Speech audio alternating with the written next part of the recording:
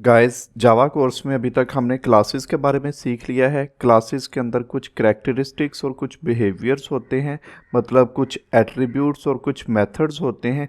उनके बारे में भी हमने डिटेल के साथ सीख लिया है। और फिर हमने एक क्लास के अंदर एट्रीब्यूट्स और मेथड्स को यूज़ करके एक रिबॉर्ड भी बनाया था। और इस रिबॉर्ड को यहाँ पे जितने भी क्लासेस हैं, मतलब जितने भी स्टूडेंट्स हो सकते हैं या और कोई यूज़र्स हो सकते हैं, वो इस रिबॉर्ड को एक्सेस कर सकते हैं। रिबॉर्ड को एक्सेस करने के लिए हम किसी भी दूसरी क्लास के अंदर ऑब्जेक्ट बनाते थे रिबॉर्ड क्लास का, और हम रिबॉर्ड को एक्सेस कर लेते थे। तो गाइस अभी तक ये रिबॉर्ड हमारा सिक्योर नहीं है। हमने इतनी मेहनत के साथ ये रिबॉर्ड बनाया है, लेकिन ये सिक्योर नहीं है अभी तक। तो अब हमने इस रिबॉर्ड को सिक्योर करना है, क्योंकि इस रिबॉर्ड को यहाँ पे कोई भी क्लास एक्सेस इजीली कर लेती है। तो बीच में इसके कुछ एट्रीब्यूट्स आपको नज़र आ रहे हैं, ये भी सिक्योर नहीं है। तो गाइज यहाँ पे रिबॉर्ड के एट्रीब्यूट्स को सिक्योर करने के लिए हम एक और टर्म को इंट्रोड्यूस करवाने जा रहे हैं, वो है इनकैप्सुलेशन। इनकैप्सुलेशन के अंदर हम डाटा को सिक्योर कर देते हैं, मतलब डाटा को हम पैक कर देते हैं। और इनकैप्सुलेशन हम सेटर्स और गेटर्स को यूज करके अचीव करते हैं। तो गाइस आए पहले हम समझ लेते हैं कि इनकैप्सुलेशन होती क्या है। तो गाइस इनकैप्सुलेशन के प्रोसेस को हम कैप्सूल की एग्जांपल्स के साथ समझने की कोशिश करते हैं। स्क्रीन पे आप देख सकते हैं, आपके सामने कैप्सूल आ रहा है। ये कैप्सूल बिल्कुल पैक्ड है। कैप्सूल का ये फर्स्ट पार्ट है, ये सेकंड पार्ट है, और इन दोनों के दरमियान में मेडिसिन पैक्ड है। अगर आप यहाँ पे देखते हैं तो यहाँ पे ये कैप्सूल ओपन है, जबकि यहाँ पे ये कैप्सूल क्लोज है। तो गाइस इससे हमें इनकैप्सुलेशन के बारे में आइडिया होता है कि हमारे पास कुछ डाटा होगा, उस डाटा को हम पैक कर देंगे या उसको रैप कर देंगे। तो इस प्रोसेस को हम इनकैप्सुलेशन बोलेंगे। तो जावा के अंदर हम जितना भी काम करते हैं वो क्लासेस के अंदर करते हैं। तो हमने अपनी क्लास के डाटा को पैक करना है। तो क्लास के डाटा को पैक करने के लिए हम गेटर्स और सेटर्स के कॉन्सेप्ट को यूज करेंगे। होप सो स्टूडेंट्स आपको इनकैप्सुलेशन के बारे में अच्छे से आइडिया हो गया है। तो दोबारा हम इंटेलिजे पे ही मूव करते हैं। तो पहले गाइस हम इंटेलिजे पे एक पैकेज बना लेते हैं। मैं इस पैकेज पे क्लिक करूंगा न्यू, और एक पैकेज यहाँ पे अब मैं क्रिएट करूंगा सेटर्स और गेटर के नाम से। सेटर और गेटर सिंपली यहाँ पे मैं लिखूंगा और कर दूंगा इसे एंटर। एंटर किया है तो यहाँ पे आप देख सकते हैं हमें एक पैकेज मिल गया है। बाकी पैकेजेस को मैं क्लोज करता हूँ, और इस पैकेज पे मैंने अब दो क्लासेस को बनाना है। एक तो मैं ओरिजिनल क्लास को बना लेता हूँ। ओरिजिनल इस क्लास का नाम मैं इसलिए रख रहा हूँ क्योंकि सेटर्स और गेटर्स का जो मेन मेथड होना है वो हम ओरिजिनल क्लास में बनाएंगे। तो पहले हम मेन मेथड यहाँ पे बना लेते हैं, और इसको मैं साथ ही थोड़ा सा जूम इन कर लेता हूँ। PSVM लिखेंगे और मेन मेथड बन जाएगा। तो गाइज अब हमें एक और क्लास की भी ज़रूरत है जिसके अंदर कुछ एट्रीब्यूट्स होने चाहिए। तो उसके लिए मैं एक और क्लास बनाऊंगा। सेटर्स और गेटर्स के पैकेज नेम पे आऊंगा, न्यू, और जावा क्लास यहाँ पे बना लूंगा। तो यहाँ पे मैं बुक के नाम से एक क्लास बना लेता हूँ। इसको थोड़ा सा जूम इन करता हूँ, और इसके अंदर मैं दो इंस्टेंस वेरिएबल्स को क्रिएट कर दूंगा। तो बुक के गाइस कुछ पेजेस होते हैं, तो पेजेस डेफिनेटली इंटीजर में होते हैं। तो इस बुक के पेज हैं 300। तो पहले मैं बुक पेज के नाम से वेरिएबल का नाम लिखूंगा, और 300 इसके अंदर मैं वैल्यू को स्टोर करवा दूंगा। गाइस बुक का कुछ टाइटल भी होता है, तो बुक का टाइटल यहाँ पे मैं ले लूंगा। टाइटल यहाँ पे आप कुछ भी ले सकते हैं। स्ट्रिंग में वैल्यू है तो डेफिनेटली आप स्ट्रिंग को यूज करेंगे। तो बुक का नाम हम रख देते हैं रिच डैड पुअर डैड। ये काफी अच्छी बुक है, आप चाहें तो इसे रीड भी कर सकते हैं। तो बाकी यहाँ पे जितनी भी क्लासेस ओपन है इनको मैं क्लोज कर दूंगा। गाइस अगर आप चाहते हैं कि ये स्क्रीन थोड़ी सी वाइडर हो जाए तो आप इस पर डबल क्लिक करेंगे तो आपके पास स्पेस थोड़ी सी ज्यादा हो जाएगी। अब गाइस यहाँ पे बुक के अंदर हमने दो इंस्टेंस वेरिएबल्स को क्रिएट कर लिया है, और एक आधा इसके अंदर मेथड भी क्रिएट कर लेते हैं। गाइस मेथड की यहाँ पे रिटर्न टाइप मैं वॉइड को यूज करूंगा, क्योंकि मुझे इस मेथड की रिटर्न टाइप नहीं चाहिए। और मेथड का नाम सिंपली मैं रीडिंग रख देता हूँ। राउंड ब्रैकेट स्टार्ट और एंड और कर्ली ब्रेसेस यहाँ पे मैं लगा देता हूँ। और यहाँ पे मैं कुछ ना कुछ प्रिंट करवा लेता हूँ system.out.println। तो बुक रीड कैसे होगी, रीडिंग स्टार्ट करें आप फर्स्ट पेज से और इसको पढ़ते रहें, आप पढ़ते रहें टिल 300 पेज तक, तो तब इस बुक की कंप्लीट रीडिंग हो जाएगी। तो गाइस अभी तक हमने एक क्लास की फंक्शनैलिटी को जब दूसरी क्लास के अंदर लेकर के जाना होता था तो उसके लिए हम सिंपली ऑब्जेक्ट बना लेते थे उस पर्टिकुलर क्लास का जिसकी फंक्शनैलिटी हमें इस क्लास में चाहिए। तो हमें बुक क्लास की फंक्शनैलिटी चाहिए तो उसका मैं यहाँ पे ऑब्जेक्ट बना लेता हूँ। पहले गाइस मैं बता देता हूँ आपको कि अभी तक हम किस तरह से वैल्यूज को गेट और सेट करवा रहे थे। तो यहाँ पे मैं ऑब्जेक्ट बनाता हूँ, ऑब्जेक्ट का नाम मैंने माई बुक रखा है और न्यू माई बुक लिख करके इसका सिंटेक्स कंप्लीट कर दिया है। अब गाइस मैंने system.out.println को यूज किया है और ऑब्जेक्ट को यूज किया है, डॉट लगाऊंगा और बुक के पेजेस मेरे पास आ गए हैं, कंट्रोल डी प्रेस करूंगा, सेम कोड मेरे पास नीचे आ गया और डॉट प्रेस किया और बुक का टाइटल भी हमारे पास आ गया है। गाइस हमने बुक क्लास के ऑब्जेक्ट को यूज करके बुक क्लास की वैल्यूज को गेट कर लिया है, मतलब वैल्यू को गेट करवा रहे हैं। अभी तक हमने वैल्यूज को इस तरह से गेट करवाया है, तो आगे जा करके हम इस प्रोसेस की जगह गेटर्स को यूज करेंगे। देन अगर हमने बुक पेज के अंदर कोई ना कोई वैल्यू अगर सेट करवानी है, पहले उसके लिए मुझे ऑब्जेक्ट को लेना पड़ेगा। बुक के पेजेस मेरे पास आ गए हैं और मैं सेट यहाँ पे करवा देता हूँ। बुक के पेजेस थोड़े से ज्यादा 300 से यहाँ पे मैं 400 कर देता हूँ और इसी लाइन को मैं कॉपी करके यहाँ पे पेस्ट करवा दूंगा। तो गाइस अब इसकी आप आउटपुट देखिएगा। तो उसके लिए मुझे यहाँ मेन एडिट कॉन्फ़िगरेशन और यहाँ पे मुझे ओरिजिनल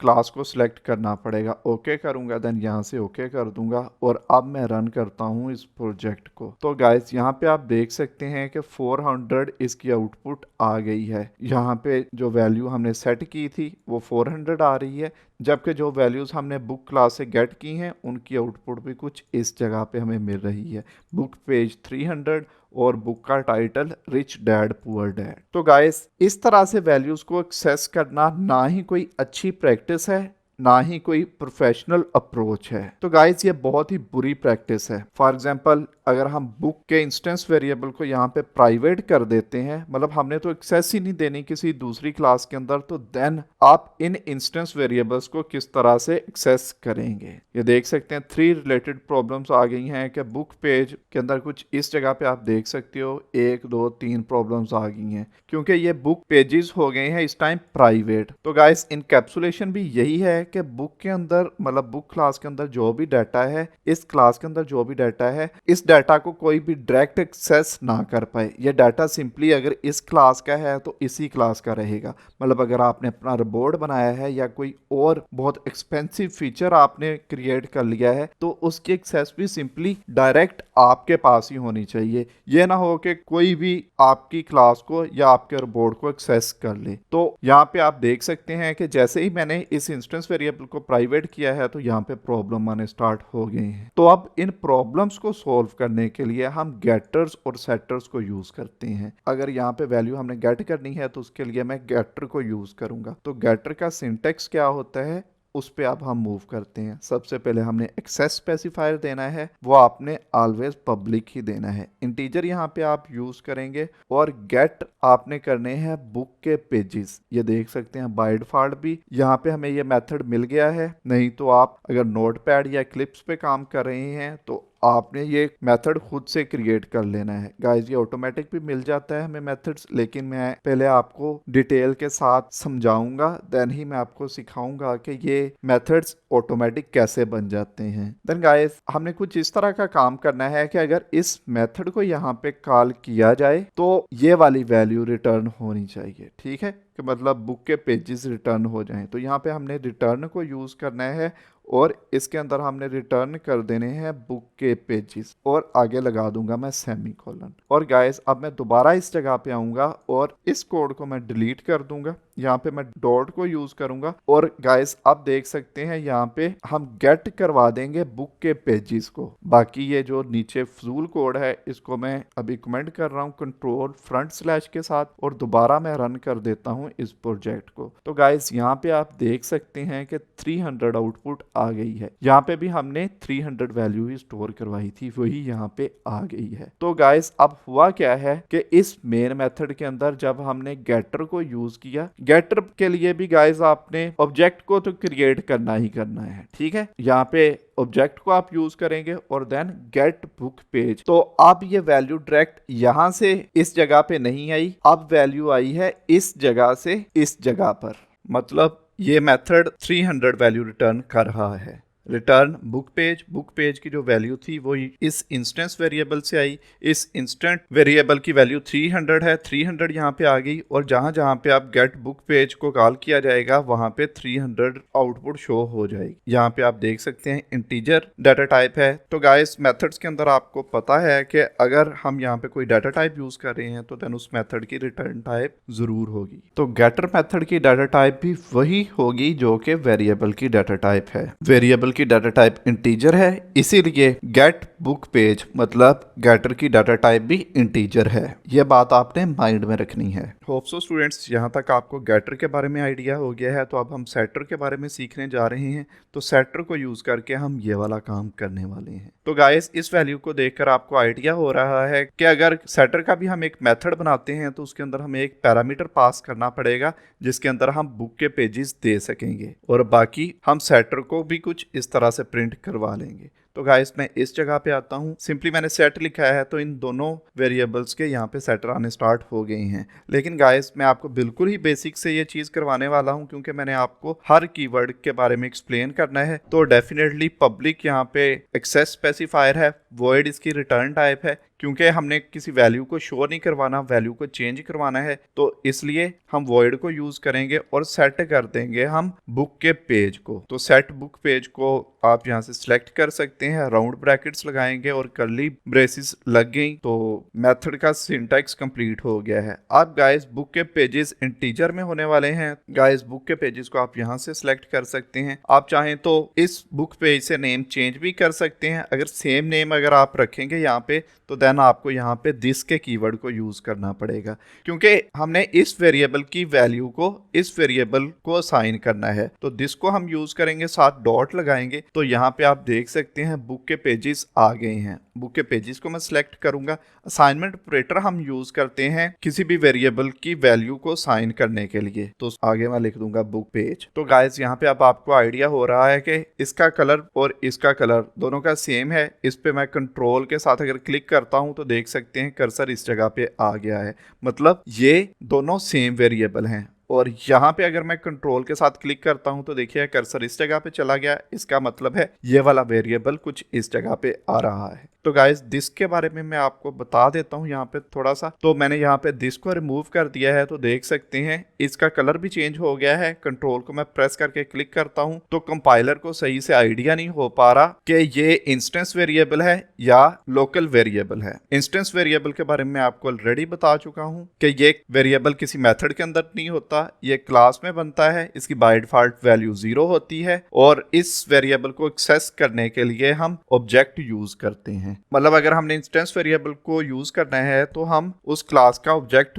बनाएंगे देन ही इंस्टेंस वेरिएबल को यूज कर सकते हैं। जबकि ये लोकल वेरिएबल है। लोकल वेरिएबल या तो मेथड के आर्गुमेंट्स में होता है या मेथड के अंदर होता है, ठीक है। लोकल वेरिएबल आप मेथड के आर्गुमेंट्स में तो देख चुके हैं। तो अब हम किसी मेथड के अंदर लोकल वेरिएबल को डिक्लेयर करवा के देखते हैं। इंटीजर में हम वैल्यू लेते हैं इक्वल टू 1, इसकी हम वैल्यू रख देते हैं। तो अगर हमने इसको यहाँ पे यूज करना है कुछ इस जगह पे, मतलब मेथड के बाहर, तो यहाँ पे वैल्यू हम लिखेंगे तो हमें कुछ भी शो नहीं हो रहा, ठीक है। तो इससे हमें पता चलता है जो लोकल वेरिएबल होता है वो सिंपली मेथड के अंदर ही यूज हो सकता है। इसको मैं रिमूव करता हूं और अब मैं दोबारा यहाँ पे दिस लिख देता हूं डॉट। तो अब मैं दिस के बारे में आपको डिटेल से बताने जा रहा हूं तो अपने कान खोल लीजिए यहाँ पे, क्योंकि दिस के कीवर्ड के बारे में आपको सही से आइडिया होना चाहिए। गाइज ये जो दिस कीवर्ड है ये एक रेफरेंस वेरिएबल होता है जो कि क्लास के ऑब्जेक्ट को रेफर करता है। इसको आप यहाँ पे इस तरह से समझ लीजिए, बुक उसका हमने वेरिएबल क्रिएट किया my book equal to new book. तो माई बुक का काम ये यहाँ पे कर रहा है। मतलब ये बुक है। गाइस यहाँ पे मैं आपको बुक क्लास का ऑब्जेक्ट क्रिएट करके दिखा देता हूँ। Book my book is equal to new book, सही है। तो ये वाला जो काम है माई बुक वाला काम, ये दिस का कीवर्ड कर रहा है। इसके लिए मैं आपको गूगल पे लिए चलता हूँ। गूगल पे आप इसकी एग्जांपल देख सकेंगे कि यहाँ पे आप देख सकते हैं ये है एक इंस्टेंस वेरिएबल। यहाँ पे सेम हमारा सेटर वाला काम हो रहा है। यहाँ पे कंस्ट्रक्टर लिखा हुआ आ रहा है, आगे जाकर के हम कंस्ट्रक्टर के बारे में भी देखेंगे, लेकिन ये सेम काम सेटर वाला ही हो रहा है। एक पैरामीटर यहाँ पे पास है x और यहाँ पे भी x उसकी वैल्यू आ रही है। सेम ये x यहाँ पे आया, ये x यहाँ पे आया। तो सेम अगर हम इस क्लास को मेन मेथड के अंदर कॉल करते हैं, यहाँ पे हमने मेन क्लास का ऑब्जेक्ट बना लिया मेन मेथड के अंदर और हमने वैल्यू को प्रिंट करवा दिया और आगे ये वाले ऑब्जेक्ट को डॉट एक्स को यहाँ पे प्रिंट करवा दिया है। तो इसकी आउटपुट आप देख सकते हैं 5 आ गई है। अगर यहाँ पे मैं वैल्यू चेंज कर देता हूँ तो यहाँ पे आप देख सकेंगे कि इसकी आउटपुट भी चेंज हो जाएगी और 8 इसकी आउटपुट आ जाएगी। ये देख सकते हैं 8 आउटपुट आ गई है। होप सो स्टूडेंट्स आपको दिस कीवर्ड के बारे में भी आइडिया हो गया है कि दिस कीवर्ड सिंपली एक रेफरेंस वेरिएबल होता है जो क्लास के ऑब्जेक्ट को रेफर कर देता है। तो अब गाइस टाइम आ गया है कि हम सेटर को यूज करना सीख लें। तो सेटर को यूज करने के लिए मैं जाऊंगा ओरिजिनल फाइल के अंदर, मतलब ओरिजिनल डॉट जावा क्लास के अंदर, और यहाँ पे अब मैं सेटर को यूज करूंगा। तो सिंपली यहाँ पे मैं माई बुक को ही दोबारा यूज करूंगा। डॉट सेट यहाँ पे कर दूंगा मैं बुक के पेजेस। तो बुक के पेजेस थोड़े से मैं ज्यादा कर देता हूँ। तो अब हम इस वैल्यू को प्रिंट करवाते हैं, system dot out dot println. तो इसके लिए मैं my book dot gate book page को पास करवा दूंगा। गाइस यहाँ पे मैंने गेटर को पास करवा दिया है। तो अब मैं इस प्रोजेक्ट को रन करता हूँ। जैसे ही मैंने इस प्रोजेक्ट को रन किया है तो यहाँ पे देख सकते हैं न्यू जो वैल्यू हमने सेट की है वही यहाँ पे शो हो गई है। तो गाइस यहाँ पे मैं एक और काम करता हूँ। यहाँ पे मैं दोबारा से एक ऑब्जेक्ट क्रिएट करता हूँ और कॉपी कर लेता हूँ। फिलहाल मैं इसी ऑब्जेक्ट को ही, और माई बुक का नाम है तो सिंपली इस ऑब्जेक्ट का नाम है योर बुक रख लेता हूँ। कंट्रोल सी करता हूँ और यहाँ पे कंट्रोल वी कर देता हूँ। तो अब गाइस इस प्रोजेक्ट को मैं रन करता हूँ। इसको मैंने रन कर दिया है। तो यहाँ पे आप देख सकते हैं कि जो ओरिजिनल वैल्यू है सिंपली वो इस जगह पे ही चेंज हुई है, ना कि इस जगह पर आकर के चेंज हो गई है। जावा में सेटर्स और गेटर्स बहुत ही इंपॉर्टेंट है। गाइस मोबाइल ऐप्स बनाते हुए मेरी एक उम्र गुजर गई है। तो जितनी भी अच्छी ऐप्स हैं उनके अंदर मैंने सेटर और गेटर्स को यूज किया है। तो सेटर एंड गेटर्स बहुत ही इंपॉर्टेंट टॉपिक्स हैं। तो इनको आपने अच्छे से और सही से इसका कॉन्सेप्ट लेना है, क्योंकि आगे जाकर के ये बहुत आपके लिए हेल्पफुल रहेंगे। जावा का मेन गोल ही सिक्योरिटी प्रोवाइड करना है। तो डेफिनेटली आपको सेटर और गेटर्स के बारे में आइडिया होना चाहिए, क्योंकि जावा कोर्स के अंदर जब मैंने जावा की हिस्ट्री आपको बताई थी तो तब जावा का जो मेन गोल है, जावा लैंग्वेज को हम यूज ही तब करते हैं जब हमने इलेक्ट्रॉनिक डिवाइसेस के साथ कम्युनिकेट करना होता है। इलेक्ट्रॉनिक डिवाइसेस मल्टीपल टाइप्स की होती हैं। मोबाइल भी एक इलेक्ट्रॉनिक डिवाइस है और मोबाइल के अंदर काफ़ी ज़्यादा ऐप्स होती हैं। तो मोबाइल ऐप्स की डेवलपमेंट के अंदर जावा बहुत ज़्यादा यूज़ होती है।